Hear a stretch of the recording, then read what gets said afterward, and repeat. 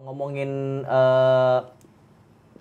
di Indonesia nih, Betul. culture-nya tuh berbuka, bahkan ada salah satu produk berbukalah dengan yang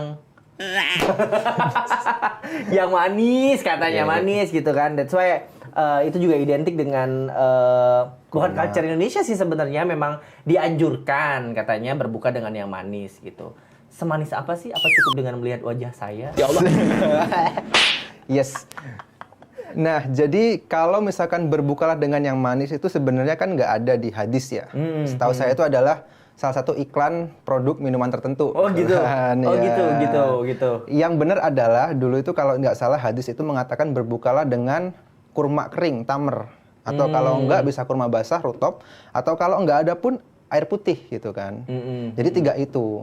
Nah, kenapa nggak boleh manis? Karena pertama, ketika kita pas posisi perut lagi kosong kan ya, perut lagi kosong, lagi lapar-laparnya, kalau kita langsung makan atau minum manis, itu lonjakan gula darahnya itu meningkat cepat gitu kan. Tapi dia juga akan turun juga cepat gitu kan. Jadi pengosongan lambungnya cepat, akhirnya kita masih tetap ngerasa lapar. Sehingga akan terjadi kita masih kalap untuk makan berlebihan. Makan selanjutnya. Oke. Gitu Jadi kan. kadar gula itu berpengaruh sama daya tahan kita cepat lapar atau enggak? Betul. Oh gitu. Ya, kalau gula darahnya naik cepat, itu biasanya turunnya juga cepat gitu kan ya. Kalau misalkan gula darahnya lebih stabil, naiknya stabil gitu kan, itu turunnya juga lebih stabil. Nah, gula itu, makanya gula itu menaikkan gula darah cepat gitu kan, kemudian juga menurunkan dengan cepat.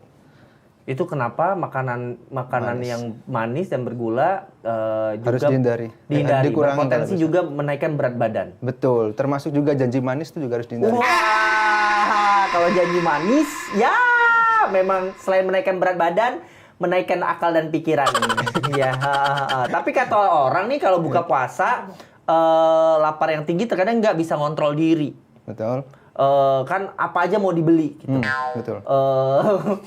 Apalagi ini ya, banyak takjil. Iya, namanya takjil karena lebih berkompetitif gitu. Kompetitif banget gitu. Padahal sebenarnya yang dianjurkan kita langsung makan besar dulu atau takjilan kecil itu apa better mana? Kalau aku nih lebih prefer nih terus terang udah makan berat aja langsung daripada takjilan gitu. Yes. Mana yang lebih prefer? Oke, jadi sebenarnya kalau berdasarkan balik lagi ke hadis tadi kan biasanya kurma dulu, air, sholat maghrib, baru kemudian makan besar. Itu yang direkomendasikan. Kenapa? Karena sebenarnya ketika kita makan, gitu kan, tubuh kita itu mengeluarkan hormon yang namanya hormon leptin. Hormon leptin itu hormon kenyang, gitu kan. Oke. Nah, hormon itu dikeluarkan kira-kira sekitar 20 menit setelah kita mengunyah kunyahan pertama. Oke. Nah, kalau misalkan kita makan kurma dulu gitu kan, kemudian minum, terus kita tinggal sholat, itu kan udah hampir 20 menit 20 tuh. menit. Itu kita udah merasa kenyang, sehingga nanti ketika makan besar, kita jadinya nggak makan berlebihan. Oh. Nah, kalau kita awalnya langsung makan besar, 20 menit kita langsung kayak kalap gitu kan. Iya, betul, apalagi belum betul. kosong perut kosong Betul, gitu kan. betul, Sehingga betul. nanti potensi untuk makan berlebihan jadi lebih besar. Betul. Padahal pemikiran gue adalah, gue takutnya waktu sholat gue kepikiran makanan. Jadi daripada gue sholat nggak khusyuk, mikir utuh dendeng enak banget gitu atau Udah apa ada yang gitu. ngabisin belum ya?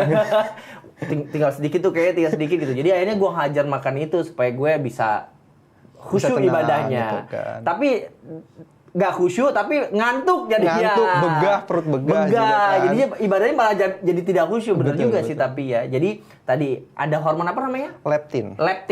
Yang nanti akan membantu sehingga sebenarnya mencegah buat kita kalap juga ya. Betul.